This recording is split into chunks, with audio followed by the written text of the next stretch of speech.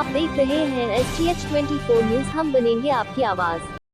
दुर्ग police ने कल नवादा बिहार जाकर एक जो महत्वपूर्ण तरीका होता है साइबर फ्रॉड करने का कि बड़ी बड़ी कंपनियों का फ्रेंचाइजी बेचने के नाम पे अपर मिडिल क्लास या रिच लोगों के साथ फ्रॉड किया जाता है। इनका टिकट साइज़ बहुत हाई होता है। टिकट साइज़ का मतलब है कि एक एक बंदे से 2 लाख से लेकर 50 लाख रुपए तक की ठगी की जा सकती है, क्योंकि बड़े कंपनियों का फ्रेंचाइजी देने का दावा करते हैं।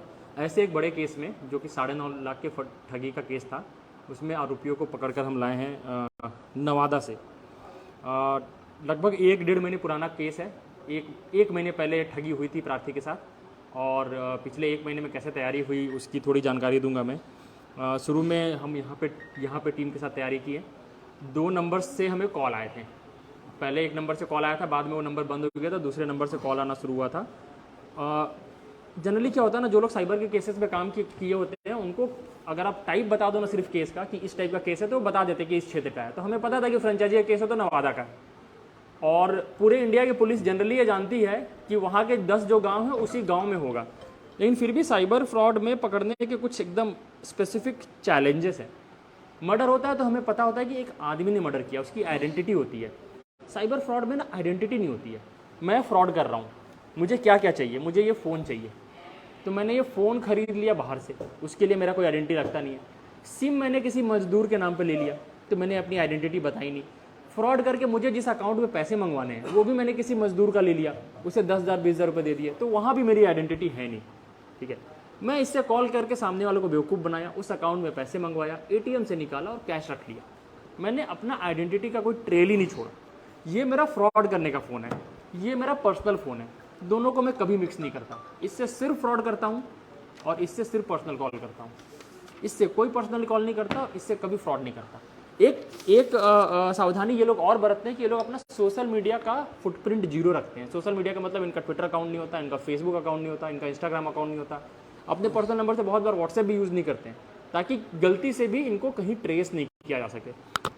हमारे केस में हम लोगों ने बाकी लोगों से क्या अलग किया था, 3-4 चीज़ें मैं बताता हूँ। सबसे पहली चीज़, हमने बेस्ट टीम बनाई थी। केस था सुपेला का, सुपेला से सिर्फ 2 लोग गए थे। ACCU क्राइम ब्रांच है कि केसेस में जाते, लेकिन ACCU से भी सिर्फ 2 ही लोग गए थे। हमने मोहन नगर से है ना, कहाँ से है ये, पुलगांव से अपने टीम के फीडबैक और ऑफिसर्स के फीडबैक के हिसाब से हमने पुलगांव से एक बंदे को लिया। मैंने अपने CSP ऑफिस से, जो कि छावनी का CSP ऑफिस है, वहाँ से मैंने 2 स्टाफ भेजे। तो हमने पूरे ज़िले से पूल करके जो अवेलेबल लोग हैं उसमें जो बेस्ट है उन लोगों को भेजने की तैयारी की थी। उसमें भी हमने एक अलग चीज़ ये किया कि हम पहले 2 लोगों को भेज दिए, और वहाँ पे एरिया की रेकी, किसी भी थोड़े से इनफेमस जो खतरनाक इलाके होते हैं वहाँ पर बड़ा रेड करना है तो एरिया को समझना बहुत जरूरी है। तो हमने 2 लोगों को भेजा था। 2 लोग पीछे हाथ उठाएंगे, पोद्दार और रत्नेश है। ये लोग गए थे और ये लोग जाके पहले 3 दिन वहाँ रहे थे। इनका 3 दिन एक ही काम था, सारे गाँव में घूमना, बाइक से घूमना, सारे रोड पहचानना, लोगों को पहचानना, उनका एटीट्यूड जानना। और बताओ भाई, कोई अपना अनुभव बता, पहले 2 दिन जब तुम घूम रहे थे तो लोगों को क्या लगा था, लोग क्या देख रहे थे तुम्हें, किस तरह के नज़र से देख रहे थे और उनको क्या लगा था, थोड़ा बताओ पोद्दार, पहले 2 दिन में घूमने का क्या अनुभव था तुम्हारा गांव में, लोगों की नज़र में? सर एक्चुअल में वो जो हैं लोग पूरे मतलब लगभग पूरा गांव ही वैसा है, पूरा गांव वैसा है। तो उन लोग क्या है, जैसे भी कोई भी बाहर का व्यक्ति रहे तो उससे 2-3 चीज़ें देखते हैं। उनका पहले पहनावा और दूसरा उनका जूता सबसे ज़्यादा नोटिस करते हैं, और उनकी भाषा शैली वो बाद में देखते हैं। उनसे ज़बरदस्ती बात करने की कोशिश करते हैं, जो हमसे करने की कोशिश की, बट हम लोग इग्नोर करते थे, मतलब रुकते ही नहीं थे। मतलब हमको सिर्फ रास्ता देखना रहता था या जिस टाइप से रहता था, तो हम लोग जितना हो सके उनके पहनावे में ढले, जैसे हाफ पैंट पहनना या चप्पल पहनना, और उनके टाइप का थोड़ा सा बातचीत करना। जैसे हम वहाँ रह चुके हैं पहले भी, तो उस टाइप से हम लोग बात करते थे। और उनकी कुछ चीज़ें ऐसी रहती थी जो अनावश्यक वो उलझते थे, ताकि हम अपनी भाषा में आ जाएँ। बट हम लोग कोशिश करें कि इस टाइप का ना करें, और अपने अपने तरीके से जैसे साहब निर्देश देते थे उस तरीके से कार्य करते थे। बिहारी भाषा सीखे थे, ये खुद यूपी बिहार के हैं तो उनको दिक्कत नहीं हुई। लेकिन एक और चीज़, हमने इन लोगों को बहुत स्पष्ट निर्देश दिया था कि बाहर के रोडों में जितना भी घूमना, गाँव में मत घुसना।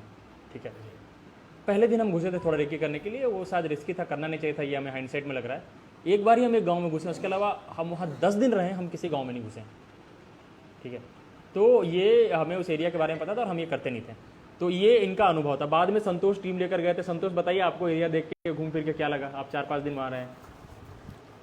उच्च अधिकारियों से आदेश मिलने के बाद सुपेला टीम के साथ और ACCU टीम के साथ मैं रवाना हुआ। रवाना होने उपरांत जाके जो पहले से दो अपने भाई लोग आरक्षक खड़े थे, वहाँ थे। मिलने के उपरांत उसके बाद जाके हम गांव के बारे में पता किए।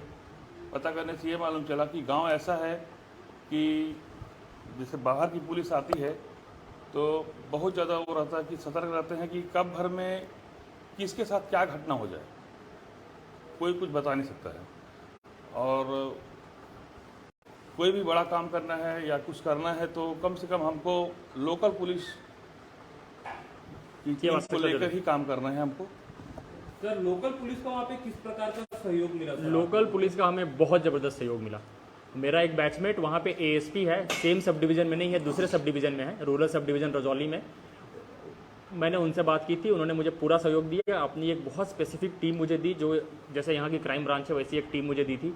उसके अलावा एसपी सर से भी मेरी बात हुई थी, वहाँ के उस सब इंस्पेक्टर जो क्राइम ब्रांच का इंचार्ज था, और उनकी टीम से हमें बहुत ज़बरदस्त सपोर्ट मिला। पूरे टाइम उन्होंने हमें सपोर्ट किया।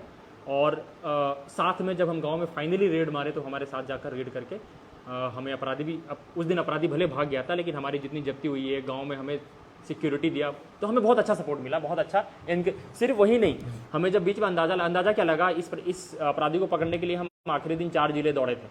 तो अगल बगल के 3-4 जिले, लखीसराय के एएसपी हैं, 18 बैच के हैं, 2018 बैच के रोशन कुमार सर, उनसे हमें बहुत अच्छा सपोर्ट मिला। शेखपुरा के एएसपी से भी मैंने बात किया था, खुद नवादा के एएसपी से। इसके अलावा नालंदा में भी मैं ऑफिसर से बात करके रखा था। तो एटीट्यूड वाइज लोकल पुलिस से हमें बहुत अच्छा सपोर्ट मिला था।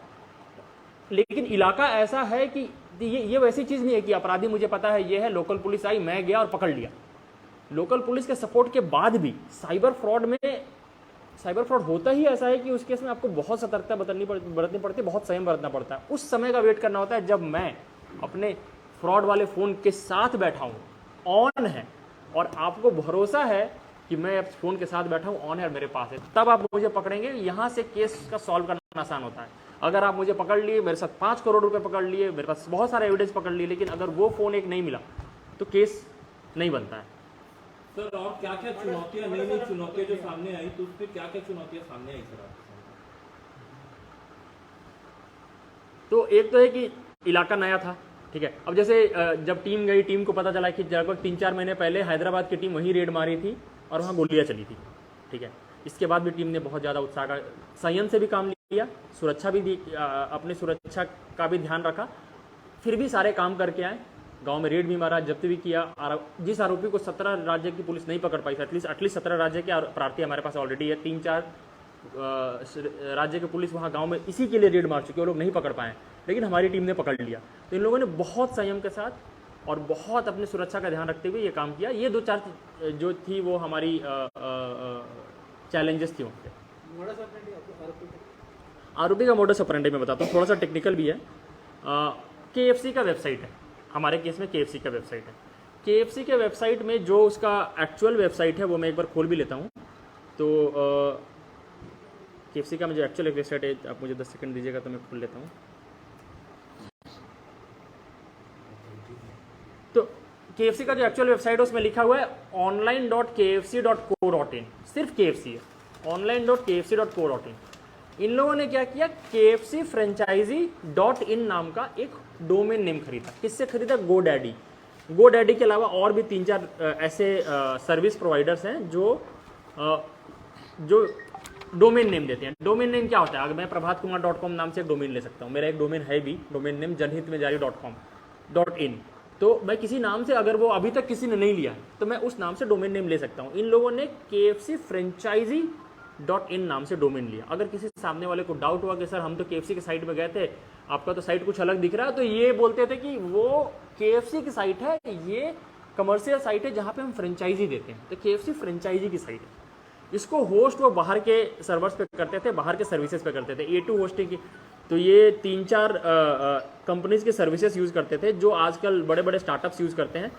ये इतने अपडेटेड थे कि बड़े बड़े स्टार्टअप्स के जो टेक्निक्स थे वो ये यूज़ करते थे। तो इनके कुछ कंपनियों के नाम ये जैसे यूज़ करते थे, 1 मिनट, हाँ, GoDaddy से होस्टिंग लेते थे, होस्टिंगर एक रखे थे, ये होस्ट गेटर रखे थे, ब्लू होस्ट, A2 होस्टिंग, ये सब जगह से ये सब जगह पे सर्वर्स पे ये होस्ट करते थे अपनी कंपनी के नाम इन्हें बहुत आसानी से मिल जाए। एक नेम चिप नाम की कंपनी है, वहाँ से भी ये नाम लेते थे। नेटवर्क के जो इशू होते थे वो नेटवर्क सोल्यूशन सॉल्व करते थे।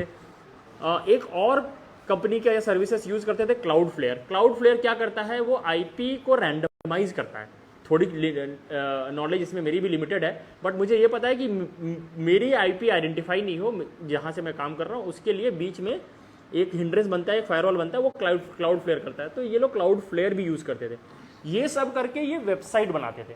KFC का वेबसाइट लिया, उसका सोर्स कोड शायद लिया, और कोई एक टूल है जहाँ उसने नाम बताया था, मुझे पता नहीं, उस टूल को यूज़ करके HT ट्रैक। तो ये बंजीर बताएगा, बंजीर एक बार ले लीजिए, बता दीजिए कैसे करते हैं वो वेबसाइट, कैसे बनाते थे, बंजीर बताएगा।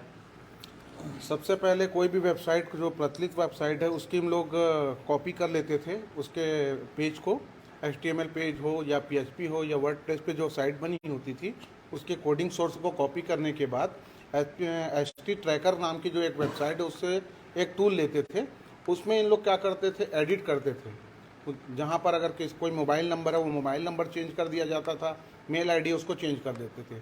उसके बाद ये लोग करते थे डोमेन परचेस करते थे।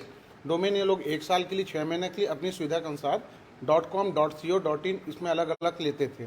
और उसके लिए हम लोग क्या करते थे कि GoDaddy, A2 होस्टिंग, इस टाइप के जो प्रचलित जो अपने को होस्टिंग करने के लिए डोमेन प्रोवाइड करती है, वहाँ से डोमेन लेते थे। डोमेन लेने के बाद हम लोग उसमें वेब होस्टिंग भी करवाते थे। और वेब होस्टिंग कराने के बाद नॉर्मली जब कोई कस्टमर इसमें जुड़ता था तो कस्टमर को वो ये फॉर्म अवेलेबल कराते थे। उस फॉर्म में वो अपना पूरा डाटा भरता था, और डाटा भरने के बाद चूंकि इनके पास उनकी क्या रहती थी, पैनल की एक्सेस परमिशन रहती थी, तो पैनल की एक्सेस परमिशन होने से इनके पास पूरी उनकी जानकारी आ जाती थी। उस पर ये लोग फिर अपने जो फ्रॉड वाले नंबर है उनसे इनको कॉल करके संपर्क करते थे। कॉल करके संपर्क करने के बाद उनको ये लोग अपना जो इनका प्रोसेस है वो फॉर्म, उसको रजिस्ट्रेशन कराना और बाकी जो प्रोसेस हैं वो प्रोसेस इनके द्वारा करवाया जाता था। और उसी के माध्यम से फिर उनको क्या करता, अपना जो पेमेंट का जो डिटेल है उसमें उनको प्रोवाइड कर देते थे और वहाँ से पैसे लेते थे। और जो चूँकि GoDaddy और बाकी होस्टिंग साइटों पे इन लोग जब जो पहले इनको रजिस्ट्रेशन स्वयं का कराना पड़ता था, चाहे जीमेल हो, वो भी फेक बनाते थे। और पेमेंट का जो शेड्यूल होता था, पेमेंट के शेड्यूल में भी जो अकाउंट दिया गया रहता था वो अकाउंट का नंबर भी इनके पास होता था, जहाँ से ये लोग अपने रकम का निकासी करवाते थे। दुर्ग पुलिस की कितनी बड़ी उपलब्धि है और अन्य राज्यों के इससे कैसे संपर्क करते हैं? तो इसमें क्या हुआ है कि हम लोगों ने क्या किया, जैसे ही हमने आरोपी को पकड़ा उसके पास से हमें लगभग 10-12 फ़ोन मिले हैं, ठीक है, और बहुत सारे सिम मिले हैं। हमने क्या किया, उन फ़ोनों के IMEI में जो सिम चले थे सबके नंबर निकाले, उनका CDR निकाला, और इतने डिटेल के साथ हमने देखा कि इन फ़ोन से और इन सिम से पूरी इंडिया में कहाँ कहाँ कॉल किया गया है, ठीक है। हम लगभग 2000 लोगों को कांटेक्ट किए हैं यहाँ से। हमारी टीम पिछले 2 दिनों में लगभग 2000 लोगों को कांटेक्ट किए, उनसे पूछा है कि आपके साथ फ्रॉड हुआ है क्या। कुछ लोगों ने बताया कि हमारी कॉल आया था, हमारे साथ फ्रॉड नहीं हुआ। कुछ ने बताया कि कॉल आया था, हाँ हमने फॉर्म भरा था, पैसे नहीं दिए। कुछ ने बताया हमने पैसे दिए। तो उन लोगों ने बताया किसी ने फर्स्ट इंस्टॉलमेंट दिया, किसी ने सेकंड दिया, किसी ने थर्ड दिया, 48 लाख रुपए तक लोगों ने दिए। इस तरह से हम लगभग 40-45 लोगों को आइडेंटिफाई कर पाए अभी तक जिन्होंने इनके ग्रुप को पैसा दिया है। इसमें यह समझना बहुत जरूरी है कि ये 12 फ़ोन और लगभग 24-25 नंबर, सिर्फ इतने से ही 5 करोड़ तक का फ्रॉड हुआ है। इनका फ़ोन और सिम का चर्न बहुत ज़्यादा होता है। इनके फ़ोन और सिम 1 महीने से ज़्यादा तो नहीं चलते हैं, 10-15 दिन में ही ख़त्म हो जाते हैं। फ़ोन और सिम ये 1 महीने में फेंक देते हैं। तो अगर हमें 12 मिला तो मुश्किल से 3-4 महीने का फ़ोन मिला है हमें। तो ये 3-4 महीने में 4-5 करोड़ तक कमाए होंगे, ऐसा अंदाज़ा हम लगा सकते हैं, ठीक है। सारे प्रार्थियों को हमने बताया। अब ये सारे जो प्रार्थी हैं, जो हम 3000 लोगों को कॉल किए, उसमें 50 ऐसे थे जिनके साथ बड़े अमाउंट हुए, कुछ और जिनके साथ छोटे अमाउंट हुए। ये सारे लोग अपने अपने थानों में धावा बोल दिए, अपने अपने क्षेत्र में, कि दुर्ग पुलिस ने पकड़ लिया है, हमारा भी तो फ्रॉड है, आपने FIR किया था, जाके उनको लाओ। और जिनका FIR नहीं हुआ था वो थाने में बोल रहे कि आप मेरा FIR करो और अपराधी को पकड़ के लाओ। तो फिर हमें प्रार्थियों के कॉल तो आ ही रहे हैं, मतलब लगातार हर घंटे 10-20 कॉल आ रहे हैं। हमें उन थानों के थाना प्रभारियों के और विवेचकों के भी कॉल आ रहे हैं, और कुछ अधिकारी, मेरे कुछ बैचमेट्स के भी मुझे कॉल आए। तो इनफ लोगों को पता चल गया कि दुर्ग पुलिस ने एक बड़े रैकेट को पकड़ा है, आरोपी बड़ा पकड़ाया है। आरोपी के साथ हमारे पास बहुत सारे एविडेंस आए हैं, ठीक है। इसके जो लैपटॉप हमें मिला है, उसके लैपटॉप से हमें लगभग 40 लोगों के इनवॉइसेस मिले हैं। इसका मतलब ये है कि जो हम फ़ोन से पता किए हैं उसके अलावा 40 लोग जो इनको पैसा दिए थे, इसने इनको जो इनवॉइस भेजा था, उसकी कुछ कॉपीज़ है यहाँ पे, आप बाद में देख लीजिएगा, वो इनवॉइसेस भी हमें मिले। तो हम उन लोगों को भी कांटेक्ट करेंगे। मुझे लगता है कि 10 दिन काम करने के बाद फाइनली जब हम एक कंक्लूजन पे निकलेंगे तो ये नंबर बहुत बड़ा बढ़ेगा। दुर्ग पुलिस की अपील कि इस तरह के 2000 से बचने के लिए तो 4-5 चीज़ें कि इस तरह के धोखे से बचना कैसे है। कोई भी बड़ी कंपनी अपनी फ्रेंचाइजी इस तरह से इनफॉर्मल तरीके से नहीं करती है। उनका जो कॉल आएगा वो एक ऑथराइज चैनल से पहले तो कॉल आता है, पेमेंट एक ऑथराइज ऑनलाइन पोर्टल से होता है, और अगर आप या तो ऑथराइज ऑनलाइन जो सिक्योर पोर्टल्स होते हैं जहाँ पे हम जनरली टिकट्स बुक करते हैं, फ्लाइट टिकट बुक करते हैं, उसके जो पोर्टल वगैरह होते हैं वहाँ से पेमेंट करिए, या फिर अगर कभी भी आप कोई ऐसी बड़ी कंपनी का फ्रेंचाइजी लेने का सोच भी रहे हैं तो कंपनी के ऑफिशियल वेबसाइट पे जाकर वहाँ पर कांटेक्ट करिए। हमारे कुछ प्रार्थियों ने बताया कि हमने कंपनी से कांटेक्ट किया, हमें पता चला हमने नहीं किया फिर फाइनली। तो ये एक बड़ी चीज़ करनी चाहिए कि, और दूसरी बात है कि पैसे कभी भी कोई भी कंपनी अपने पर्सनल अकाउंट में नहीं मंगाती। आपको जो अकाउंट मिला है उस अकाउंट का डिटेल आपको पता कर लेना चाहिए। ऐसे बहुत सारे ओपन सोर्स टूल्स हैं जहाँ पे आप अकाउंट नंबर डाल के उनके IFSC कोड निकाल सकते हैं, और अब जब IFSC कोड देखेंगे तो आपको बैंक का ब्रांच पता जाएगी कहाँ का ब्रांच है। ठीक है, तो हमेशा बड़े ट्रांजैक्शन करने से पहले अकाउंट का IFSC कोड पता करना चाहिए, देखना चाहिए कि पैसे कहाँ जा रहे हैं। टीम का परिचय, अपना नाम बताएं। ये विवेचक है सब केस के, साथ में विवेचना के लिए साथ में गए थे सर, ये पुरानी मिलाई है भट्टी से सर, एक और केस के लिए वहाँ गए थे।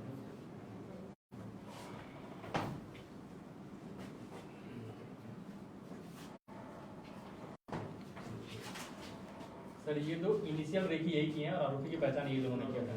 पहले 3 दिन अकेले वहाँ रहे थे, गांव से रेकी किए थे और आरोपी की पहचान भी इन लोगों ने किया था। साइबर में केस का ओनर ही है, पहले 10 दिन तैयारी इसलिए की थी, बाद में बहुत लोगों ने काम किया। साइबर में जो बाद लोग कुछ लोग ज्वाइन के बाद में, उसमें अभय ने बाद में काम करना शुरू किया और बंदे